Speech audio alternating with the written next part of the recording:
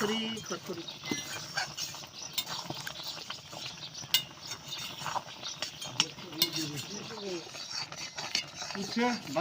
নামিয়ে নিলাম, হয়ে গেছে। তেল দিলাম,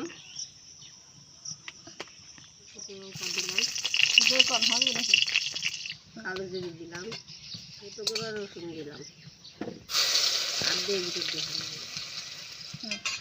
শাক দিয়ে দিলাম।